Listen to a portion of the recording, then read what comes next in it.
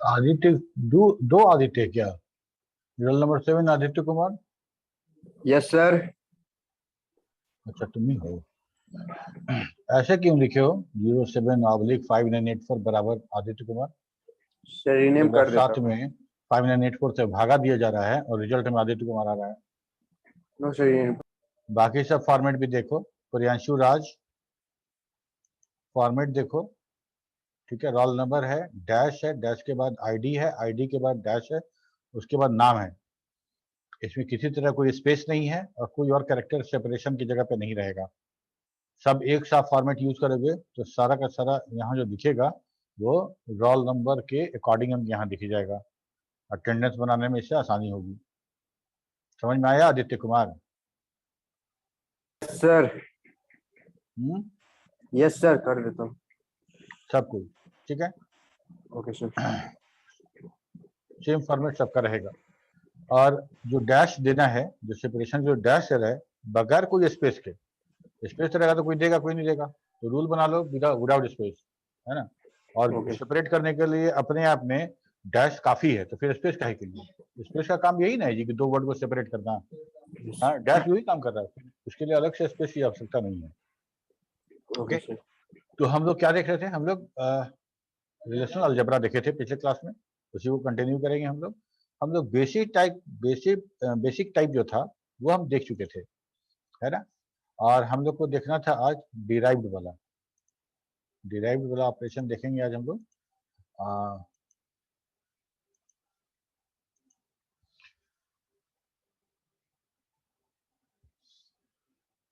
ठीक है,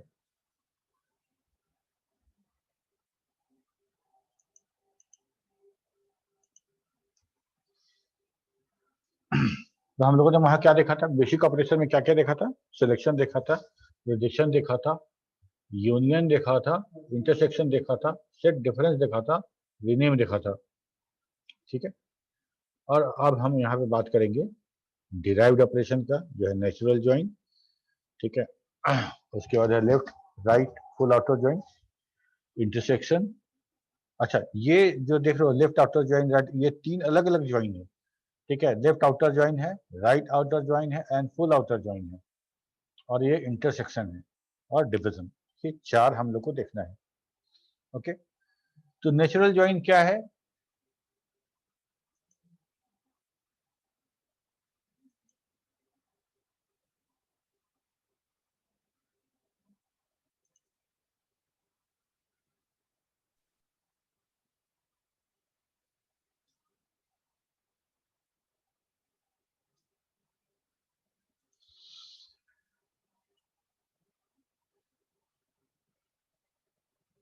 Natural join is a type of join in which all the attributes of two or more relation are joined and combined. आवाज आ रही है ना वहां तक, पीछे तक? Good. Natural join between two or more relation will result set of all combination of tuples where they have equal common attributes. It is denoted by the symbol this one. समझो बात को। हम लोग क्या किए थे, जब हम लोग नॉर्मलाइज कर रहे थे तो हम उस रिडंडेंसी के आधार पे, उस की और नन की के आधार पे हम फाइल को स्प्लिट कर रहे थे दो भाग में। एक फाइल था, एक डेटा, एक टेबल था, उस टेबल में बहुत सारे डेटा स्टोर हो रहे थे और हमने जाके उसको स्प्लिट कर दिया, ठीक है। लेकिन अब हमको इंफॉर्मेशन दो फाइल से चाहिए होगा। एक फाइल अब दो फाइल में स्प्लिट हो गया, अब हमको जो इंफॉर्मेशन चाहिए, जो एक फाइल अगर स्प्लिट नहीं हुआ होता तो हमको एक फाइल से मिलता, और स्प्लिट होने के बाद हमको अब दो दो फाइल मिला के इंफॉर्मेशन चाहिए, ठीक है। तो दोनों फाइल कैसे मिलाएंगे, दोनों फाइल कैसे मिलाएंगे, तो उसका तरीका है ज्वाइन करना, उसका तरीका है ज्वाइन करना। कैसे ज्वाइन करेंगे समझ, अभी हम लोग समझेंगे इसको। और कार्टेशियन प्रोडक्ट भी तुम लोग को याद होगा, अभी हम लोग पिछले क्लास में भी पढ़े थे, रिलेशनल डेटाबेस जब हम रिलेशनल मॉडल पढ़े थे तभी पढ़े थे। तो अगर हम ज्वाइन में कॉमन एट्रीब्यूट को अगर हम यूज ना करें, तब क्या होगा कि वो ज्वाइन हमारा कार्टेशियन प्रोडक्ट बन जाएगा, वो कार्टेशियन प्रोडक्ट बन जाएगा और मेरे किसी यूज का नहीं रहेगा वो, ठीक है। तो हम लोग एक एक करके समझेंगे इसको। अभी हम लोग क्या बात कर रहे हैं कि दो फाइल को, दो अलग अलग टेबल को, दो अलग अलग टेबल को हमको ज्वाइन करना है, हमको ज्वाइन करना है। दो ही नहीं, तीन भी हो सकता है, more than one table. Natural join between two और more relation will result set of all combination of tuples, ठीक है। कुछ टपल यहाँ पे है, कुछ टपल है, टपल मतलब रिकॉर्ड ना, है ना, ओके। तो कुछ रिकॉर्ड यहाँ पे है, इस टेबल में है, कुछ रिकॉर्ड इस टेबल में है, और हम कंबाइन करेंगे सबको तो हमको दोनों इंफॉर्मेशन मिलेगा, दोनों टेबल का मिलेगा। लेकिन ज्वाइन करने का तरीका है, ऐसा ज्वाइन करने का मतलब नहीं है कि हम एक टेबल बनाए और उसमें इस टेबल का रिकॉर्ड रख दे और उस टेबल का भी रिकॉर्ड रख दे, ये ज्वाइन नहीं हुआ, this is not called join. ये इसको हम लोग यूनियन ऑपरेटर में देखे थे कि अगर हम किसी नेम को उठाए और हम उसको यूनियन करेंगे तो हमको कलेक्शन मिलेगा, टोटल कलेक्शन माइनस कॉमन, अगर रिपीटेड है उसको माइनस कर दो तो हमको मिलेगा, ठीक है। ज्वाइन कुछ दूसरे तरह का अभी हम लोग, ओके। दो टेबल हम कंसीडर करते हैं, एक ईएमपी और एक डिपार्टमेंट, ठीक है। ईएमपी और एक डिपार्टमेंट, ये दो टेबल हम लोग कंसीडर करते हैं। और ये नेम है, उसका आईडी है, और ये किस डिपार्टमेंट में काम करता है उस डिपार्टमेंट का नाम है, फाइन। ये क्या है, ये डिपार्टमेंट टेबल है। डिपार्टमेंट टेबल में लिखा हुआ है कि डिपार्टमेंट नेम, कौन कौन सा डिपार्टमेंट है, और हर डिपार्टमेंट के मैनेजर का नाम लिखा गया है। और मैनेजर कौन है, दैट एम्प्लॉय ही ना है। तो ये इस मैनेजर टेबल में जिसका नाम लिखा गया है वो सारा का सारा हमको नेम टेबल में मिलेगा।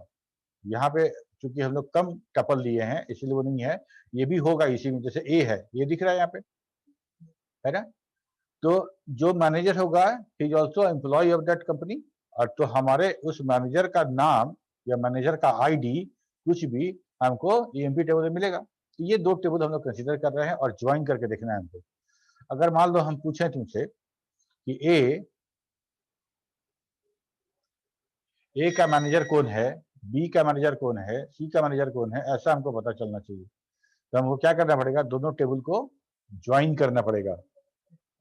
क्यों, क्योंकि ईएमपी टेबल से सिर्फ इतना पता चल रहा है कि कौन किस डिपार्टमेंट में काम करता है, उसका मैनेजर कौन है ये नहीं पता चल रहा है, उसका इंफॉर्मेशन दूसरे टेबल में है। तो अगर ए आईटी में काम कर रहा है तो आईटी का मैनेजर जो है ए है, तो हमको ये खुद मैनेजर है। बी अगर एचआर में काम कर रहा है तो एचआर वाला नहीं है यहाँ पे, तो एचआर में जो काम करेगा उसका मिलेगा डेटा। सेल्स में काम कर रहा है सी, तो सी का मैनेजर कौन होगा, वाई होगा, ठीक है। तो इसी दोनों को कंबाइन करके, ज्वाइन करके हमको सारा इंफॉर्मेशन प्रोड्यूस करना है, ठीक है। तो हम लिखते कैसे हैं, ईएमपी नेचुरल ज्वाइन, ऐसे करके नेचुरल ज्वाइन ये डिपार्टमेंट, तो हमको क्या मिलेगा, ये नेम मिलेगा, आईडी मिलेगा, ठीक है। डिपार्टमेंट नहीं मिलेगा, और उस टेबल से मैनेजर मिल गया, उस टेबल से मैनेजर मिल गया हमको, ठीक है। इस तरह का ज्वाइन हमको ये करना रहता है, ठीक है। अब देखो आउटर ज्वाइन, आउटर ज्वाइन का मतलब कि दो टेबल को ज्वाइन करेंगे। एक बार अच्छे से समझ जाओगे तो फिर भूलोगे नहीं। दो टेबल है ज्वाइन करना है, तो हम लेफ्ट का ज्वाइन करेंगे या राइट से ज्वाइन करेंगे, लेफ्ट से ज्वाइन करेंगे या राइट से ज्वाइन करेंगे, ठीक है। इन outer join, in a outer join, along with the tuples that satisfy the matching criteria, we also include some or all tuples that do not match the criteria. हमको करना क्या है कि टेबल ए और टेबल बी दोनों को join करना है, दोनों को ज्वाइन करना है। तो हम ज्वाइन करने में करेंगे क्या, इस टेबल में, इस टेबल में, टेबल ए में दो एट्रीब्यूट था, दो कॉलम था, एट्रीब्यूट बी में भी दो कॉलम है, सपोज करो दो कॉलम है। अब हम दोनों टेबल को ज्वाइन करना है, मतलब हम ये चाह रहे हैं, हम ये कहना चाह रहे हैं, एक टेबल हम क्रिएट करना चाहते हैं जिसमें चार टपल होगा, दो टपल ए का और दो टपल बी का, ठीक है, 4 टपल होगा। अगर कोई कॉलम, कोई एट्रीब्यूट दोनों का कॉमन है, दोनों का कॉमन है, तो हम दो एट्रीब्यूट ना बना के एक ही एट्रीब्यूट बनाएंगे जिसमें ए का भी टपल होगा और बी का भी होगा, रिपीटेड नहीं रखेंगे। तो इस तरह से हम जो ज्वाइन करेंगे वो हमारा कहलाएगा आउटर ज्वाइन। और उसमें अगर लेफ्ट को ज्वाइन कर रहे हैं तो लेफ्ट को प्रायोरिटी देंगे, लेफ्ट के आधार पे राइट को वैल्यू हम उसका इंसर्ट करेंगे, और राइट को देंगे तो राइट के आधार पे लेफ्ट का करेंगे। हम लोग एक एक एग्जाम्पल के साथ समझेंगे इसको। लेफ्ट आफ्टर ज्वाइन, अच्छा ये ज्वाइन वाला जो नेचुरल ज्वाइन का जो ये था, तुम ये वाला देखे थे, इसी में लेफ्ट की तरफ ओपन हो जाएगा तो ये लेफ्ट आउटर ज्वाइन है, और राइट की तरफ ये ओपन हो जाएगा तो राइट आउटर ज्वाइन है, और दोनों तरफ हो जाएगा तो फुल आउटर ज्वाइन है। In a left outer join, operation always keeping all tuples in the left relation. However, if there is no matching tuple is found in the right direction and right relation, then the attribute of the right relation in the join result are filled with the null value. जरूरी तो नहीं है कि जो A और B table हो, A और B table अगर है और तो दोनों का वैल्यू समान हो, नहीं हो सकता, नहीं हो सकता, मैच नहीं करेगा। ठीक है, तो हम लोग क्या कर रहे हैं, इसी बात को लिख रहे हैं कि अगर मान लो कि वैल्यू नहीं मिलता है, अगर एक टेबल में है दूसरे में नहीं मिलता, तो उसको हम लोग वहां पे नल रखेंगे, मतलब वहां कुछ नहीं रखेंगे। ऐसा नहीं कि वैल्यू को रखेंगे ही नहीं, रखेंगे, बट तो बहुत सिंपल सा एग्जांपल लिए हैं। देखो एक दो टेबल लिए हैं, एक स्क्वायर टेबल है और क्यूब टेबल है। यहाँ पे 2 2 3 4, ये 2 3 4 लिए हैं और इसका स्क्वायर रखा गया है। ओके, एक और टेबल लिए हैं, उसमें 2 3 4 की जगह 5 रख दिए हैं, 2 3 5 रखे, इसमें क्यूब रखे हैं। तो ठीक है, तो एक टेबल बना था स्क्वायर का, एक टेबल बना था क्यूब का। हमको चाहिए कि हम दोनों को ज्वाइन करके ऐसा प्रोड्यूस करें कि हर नंबर का स्क्वायर भी पता चले, क्यूब भी पता चले। ठीक है, दोनों को ज्वाइन करना चाहते हैं, तो ज्वाइन करेंगे तो देखो, अगर लेफ्ट आउटर ज्वाइन कर रहे हैं मतलब इसको प्रायोरिटी दे रहे हैं, तो 2 3 4 है, 2 3 है यहाँ पे, 2 3 है यहाँ पे, तो 2 3 रिपीट तो नहीं कर सकते, तो 5 नहीं है यहाँ पे, तो 5 को यहाँ पे डालेंगे। इस टेबल में 5 आ जाएगा, मेरा 5 आ जाएगा। ठीक है, अब बल 2 का स्क्वायर 4, तो 2 का क्यूब 8, एक और कॉलम क्यूब का बनेगा ना। नेम था, नम था, स्क्वायर था, क्यूब था, अब 3 कॉलम हो गया। नम दोनों कॉमन था, तो दोनों कॉमन को मर्ज कर दिए, तो क्या हो गया, जो था उसको इग्नोर कर देंगे, जो नहीं था उसको रख लेंगे। डुप्लीकेट नहीं रख सकते, पता है हमको। तो 2 था, 3 था, तो 2 3 तो था ही, तो ये 2 3 को नहीं रखेंगे, ये 5 नहीं था, 5 को रखेंगे। तो मेरे पास नम में टोटल 4 टपल हो गया, 2 3 4 एंड 5। ठीक है, अब अच्छा देखो, 5 का स्क्वायर तो नहीं था, तो 5 के स्क्वायर में या मान लो 5 लिख देंगे तो स्क्वायर में नल रहेगा। 5 का स्क्वायर टेबल में तो 5 था नहीं ना, तो अगर 5 इंसर्ट करेंगे तो स्क्वायर कहां से आएगा, नहीं आएगा, खाली रहेगा, नल दे दो, हाँ नल रहेगा। ठीक है, और जब हम 5 को रखेंगे तो 5 के स्क्वायर में क्या रहेगा, नल रहेगा। ठीक है, जो वैल्यू मिसिंग है that will replace by null. ठीक है, तो देखो select num comma square comma cube from A left outer join B और ए डॉट नम बराबर बी डॉट नम। ठीक है, ये हम क्यूरी लिख रहे हैं। ये क्यूरी लिखने से हमको जो रिजल्ट मिलेगा वो क्या मिलेगा, नोट कर रहे हो क्या?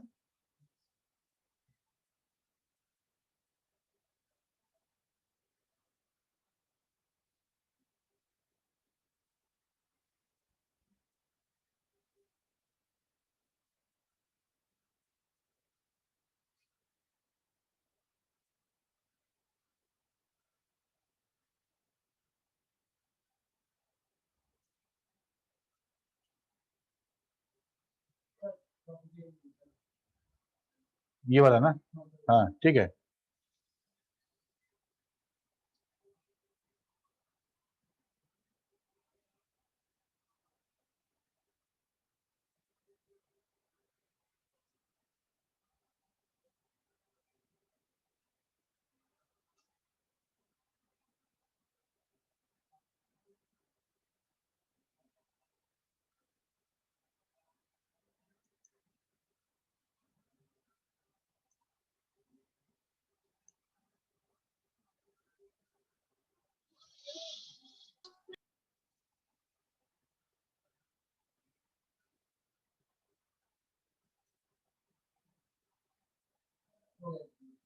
ओके, तो रिजल्ट हमको क्या मिला देखो, 2 3 4। अच्छा हाँ सॉरी, यहाँ पे क्या लेफ्ट आउटर ज्वाइन हो रहा है ना, तो लेफ्ट आउटर ज्वाइन हो रहा है तो हम लेफ्ट का ही काम करेंगे, मतलब राइट वाले कॉलम तो क्यूब जोड़ेंगे, लेकिन लेफ्ट वाले का जो नम है उसका चीज इंटर नहीं होगा, तो हम 2 3 4 ही रहेगा, क्योंकि लेफ्ट आउट बता रहे हैं, हाँ आउटपुट करेगा 2 3 4 ही रहेगा, लेकिन एक क्यूब कॉलम ऐड हो जाएगा। तो क्यूब कॉलम में क्या है, दो का क्यूब हो गया 8, 3 का कॉलम हो गया क्यूब हो गया 18, 4 का क्यूब नहीं है तो 4 का क्यूब में ब्लैंक रहेगा, that file will not be added. ठीक है, तो हम लोग का रिजल्ट कुछ ऐसा आएगा, लेफ्ट ऑटो ज्वाइन था, इसलिए लेफ्ट टेबल के आधार पे हम ज्वाइन करेंगे। तो लेफ्ट टेबल में चूंकि हमारा जो नम था, मेन जो टेबल था उसमें 5 नहीं था, तो 5 हम कंसीडर नहीं करेंगे। ओके,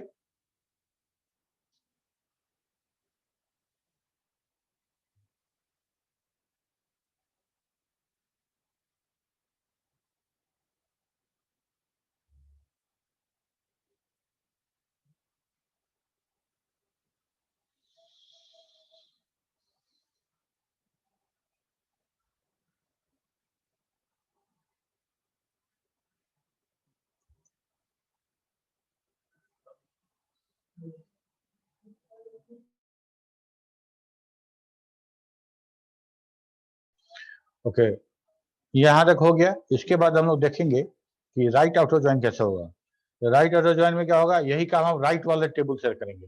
तो राइट वाले टेबल में 5 है 4 नहीं है, वहां 5 है 4 नहीं है, ठीक है, तो वहां पे हम लोग 5 कंसीडर करेंगे, और 5 के स्क्वायर में नल रहेगा। 5 के स्क्वायर में, चूंकि स्क्वायर टेबल में 5 नहीं है तो 5 का स्क्वायर हमको नहीं मिलेगा, तो 5 के स्क्वायर में नल रहेगा। देखो ये रिजल्ट है मेरा, 5 के स्क्वायर में नल। ठीक है, तो क्या राइट आउटर ज्वाइन में क्या है, in the right outer join operation allows keeping all tuples in the right relation. However, if there is no matching tuple is found in the left relation, then the attributes of the left relation in the join result are filled with the null value. ठीक है, same to same वही table हम लोग लिए हैं। यहाँ क्या लिख रहे हैं, A from A right outer join B, A right outer join B, और ए डॉट नम बराबर B dot num, A dot B num बराबर। ठीक है, तो ये हमको इस तरह का मिलेगा। पहले लेफ्ट वाले को कंसीडर करके ज्वाइन किए, अब राइट वाले को कंसीडर करके ज्वाइन कर रहे हैं। ओके, इसके बाद है फुल आउटर ज्वाइन। ये फुल आउटर ज्वाइन क्या है कि हम दोनों टेबल के टपल को एक साथ रखेंगे, हाँ एक साथ दोनों टेबल का यूनियन बना देंगे, एक तरह से कहो उस टेबल का यूनियन रख लेंगे, और जब यूनियन रखेंगे, इसको ऑफ कर देता हूँ।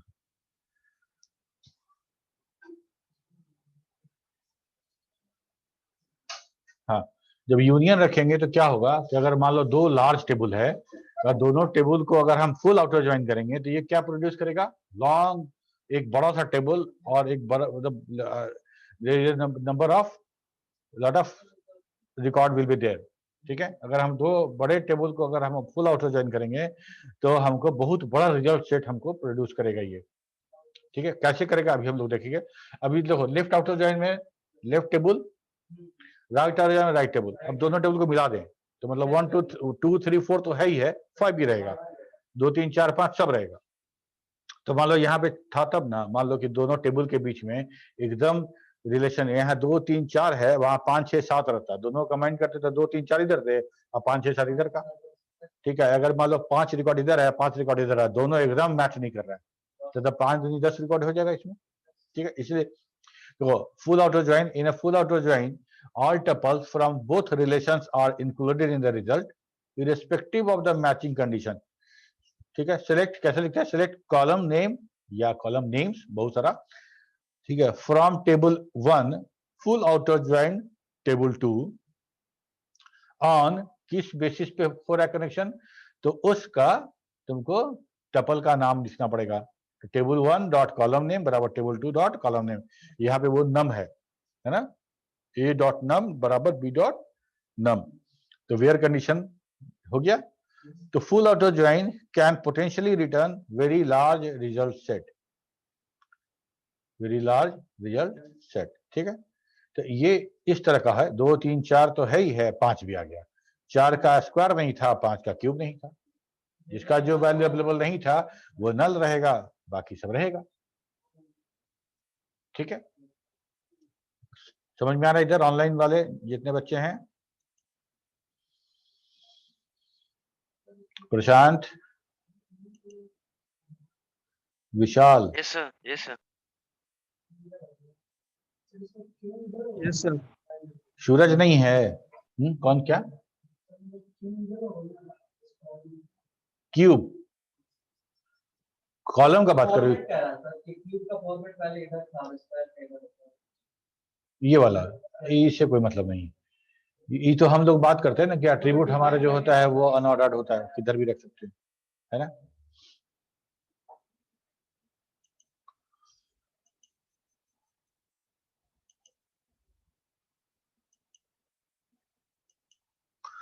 ओके, यहाँ ये हमारा रिलेशनल जबरा खत्म हो गया।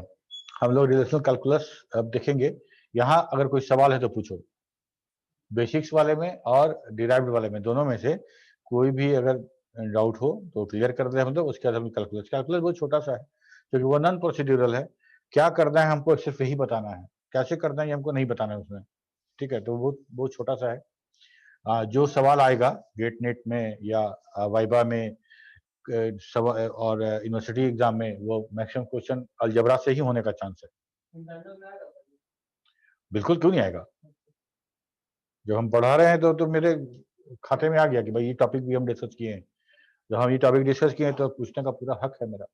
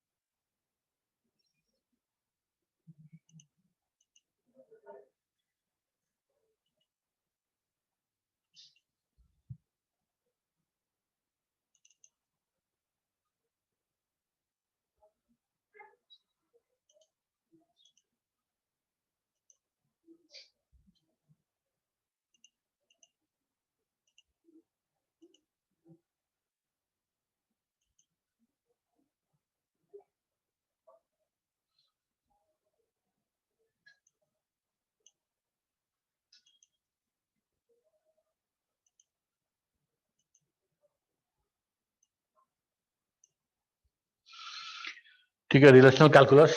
Relational calculus is a non procedural query language and it uses mathematical predicate calculus.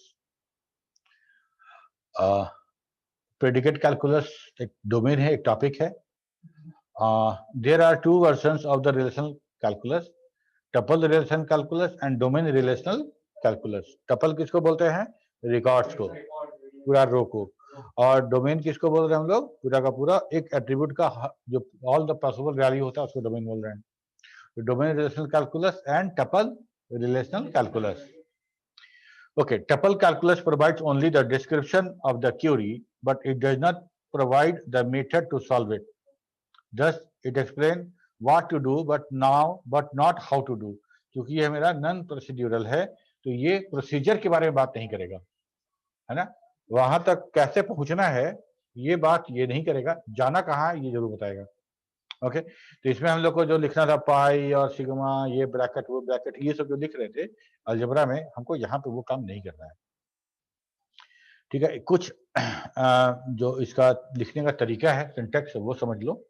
अगर मान लो कोई सवाल आएगा कि इसको एक्सप्लेन करिए तो हमको सिंबल सारा पता रहेगा तभी हम बता पाएंगे। In tuple calculus a query is expressed as curly braces में T pipe sign P bracket में टी कर्ली ब्रेसेस क्लोज। ठीक है, यही दिखा जाता है। इसमें क्या है? ये समझो कि टी है और ये कंडीशन है, T and the condition, where T बराबर रिजल्टिंग टपल्स। ये क्यूरी का जो रिजल्ट टपल मिलने वाला है वो उसको हम शो कर रहे हैं टी, एंड पी ब्रैकेट में T known are the predicates and these are the condition that are used to fetch it. समझ में आ रहा है? हम अगर कोई कंडीशन दे रहे हैं, इस कंडीशन के आधार पे, दिस इज द कंडीशन, और ये वो रिजल्ट है जो हमको दिखेगा। लिखने का तरीका ये है, देखो इसी को यहाँ पे लिखे हैं ऐसे, कर्ली ब्रेसेस में T and condition, T and condition, condition के आधार पे हमको जो मिलेगा वो ये है। Thus it generates set of all tuples T such that predicate P bracket में true bracket T is true for it, for the T। ये सारा का सारा T को जनरेट करेगा वो T जिसके लिए P ब्रैकेट में T ये ट्रू हो, मतलब ये कंडीशन है। और ये मेरा सारा का सारा प्रोजेक्टेड टपल है, सारा का सारा प्रोजेक्टेड टपल है। और हम जब वेयर क्लाउज लगाते हैं, तुम देखे होगे वेयर क्लाउज में जितना हमको टपल दिखेगा वो सब का सब मेरा उस कंडीशन को फुलफिल करने वाला होगा, है ना। तो हम वही काम कर रहे हैं। What is predicate sir? Predicate मतलब सब्जेक्ट एंड प्रेडिकेट पढ़े थे ना हम लोग, सब्जेक्ट एंड प्रेडिकेट इंग्लिश में पढ़े थे। तो वही यहाँ पे उसकी बोलेंगे, ये that is the predicate. Predicate is nothing but a condition, ठीक है। उसी को हम लोग प्रेडिकेट्स के साथ हम लोग उसको रिकॉग्नाइज कर रहे हैं, बोल रहे हैं। तो हम इंग्लिश में पढ़ते थे ना कि राम गोस टू मार्केट, तो बोलते राम हो गया सब्जेक्ट और बाकी हो गया प्रेडिकेट, ठीक है। तो यहाँ पे प्रेडिकेट को तुम कंडीशन के रूप में समझ सकते हो, दैट इज द कंडीशन, ठीक है। Thus it generates set of all tuples T such that predicate, in other words it generates all tuple which satisfy the condition P bracket में T।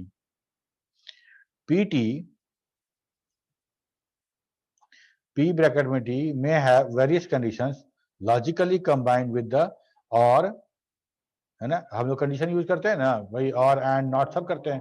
तो और लिखना होगा तो हम ऐसा लिखेंगे वी जैसा है, एंड लिखना होगा तो कैरेट साइन जैसा लिखते हैं, ठीक है। और नॉट लिखना होगा तो ये साइन नॉट के लिए यूज होता है ना, ऐसा ये वाला। तो हमको और एंड और नॉट ये सिंबल याद रखना है, ठीक है। ये वाला जो एंड वाला सिग्नल कैरेट बहुत जगह पावर के लिए भी इस्तेमाल होता है ना, बहुत सारी जगह, तो याद रखना वो एंड के लिए है। उसका जस्ट अपोजिट कर देंगे तो हमारा और हो जाएगा।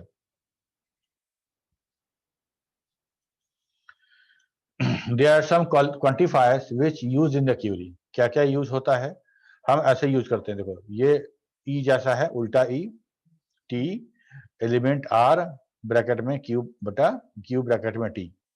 इसको कैसे पढ़ेंगे हम? जहां जहां ई रहेगा, ये वाला उल्टा ई जो है जिसको बोल रहे हैं, ये ई है, मतलब देयर एग्जिस्ट, इसका मतलब है देयर एग्जिस्ट, है ना। देयर एग्जिस्ट कैसे इसको प्रोनाउंस करेंगे? There exist a tuple in the relation in T, there exist a tuple in T in a relation R that predicate QT is true। ये हो गया R, ये R हो गया, ये R, और ये T इसका एलिमेंट है ना। ये T टपल है जो एग्जिस्ट कर रहा है इस रिलेशन में, और वो T जो एग्जिस्ट कर रहा है इसमें, उसके लिए ये कंडीशन ट्रू होगा, वही T है ये, ठीक है। देयर एग्जिस्ट सम T, जैसे मान लो लिखते हैं ना कि where salary is greater than 10,000, ठीक है। तो 10,000 हम किए तो 5 टपल मिला, टोटल 15 था, उसमें 5 मिला। तो उस 5 टी के बारे में बोल रहे हैं, उस 5 टपल के बारे में बोल रहे हैं, दैट वो 5 टपल जो इस रिलेशन ईएमपी रिलेशन का एलिमेंट था, वो उसके लिए कंडीशन ट्रू है, ठीक है। ऐसा लिखते हैं हम लोग, देयर एग्जिस्ट। जहां देयर एग्जिस्ट होगा वहां पे ये सिंबल यूज होगा, और फॉर ऑल, अगर जहां फॉर ऑल करेंगे तो ये वाला सिंबल यूज होगा, ठीक है। क्यूटी इज ट्रू, ये हमेशा प्रेडिकेट रहेगा, पी रखें या क्यू रखें, प्रेडिकेट मतलब condition. Q T is true for all tuples in the relation R. ये क्या है? For all T which is element of R which is exist in the R, this predicate is true। तो ये दो condition है, हम लिखते हैं देयर एग्जिस्ट के लिए ये, और फॉर ऑल के लिए, बाकी सब वही है। टी हमेशा जो है वो रिजल्ट वाले टपल्स के सेट को दिखा रहा है, ठीक है। तो हम लोग क्या लिख रहे हैं कि देयर एग्जिस्ट या for all tuple T which is element of R या which is exist in R and for that predicate is true, ठीक है जी। इधर प्रियांशु, प्रशांत।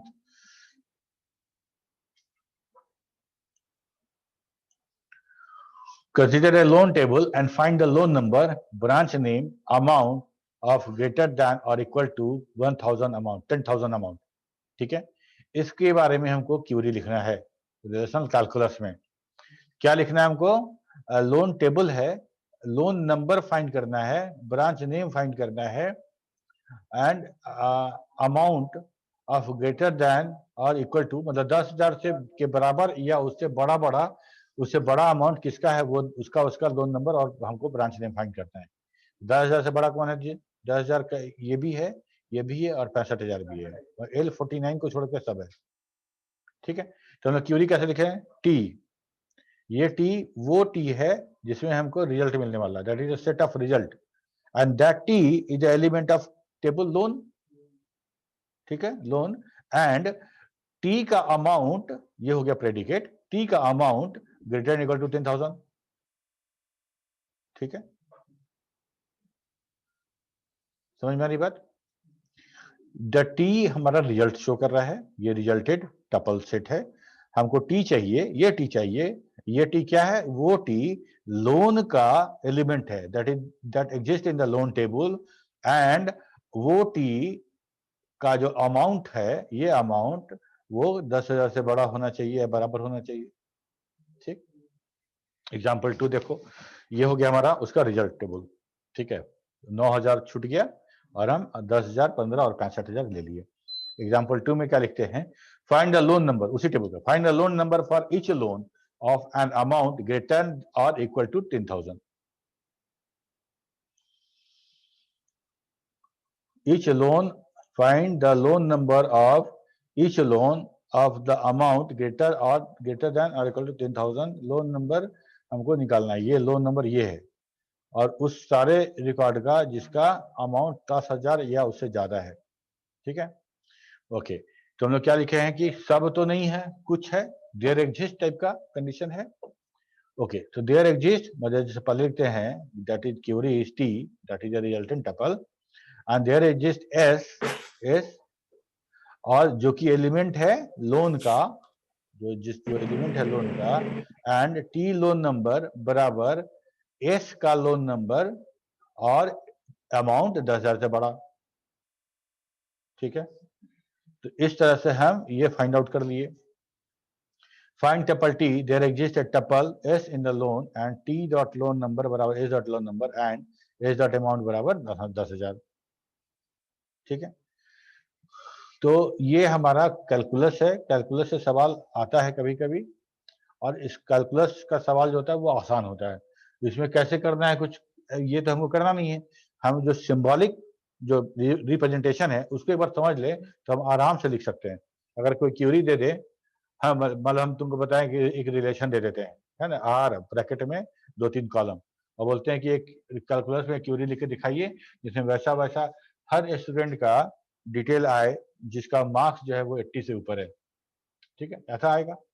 तो 80 से ऊपर अगर है तो हम कुछ ही, सारा का सारा तो होगा नहीं, तो हम वैसे लिखेंगे, कर्ली ब्रेसेस में यूज करेंगे, लिखेंगे टी, पाइप साइन देंगे और वो लिखेंगे कि that T is element of student table, that T ऐसा उल्टा ई लिखे, है ना, उल्टा T is the element of student table and student dot student bracket में मार्क्स, वो प्रेडिकेट वाला पार्ट है, marks greater than equal to 80। ठीक है, अब देखो हम बात कर रहे हैं अब डोमेन रिलेशन कैलकुलस का। टाइम हो गया है जी, ओके, तो नेक्स्ट क्लास में, तुरंत मेरा क्लास है, इसको हम अगले क्लास में कर लेंगे, है ना। चलो के बाय बाय, मिलते हैं। किसी को कुछ पूछना है तो पूछो, एनीबॉडी?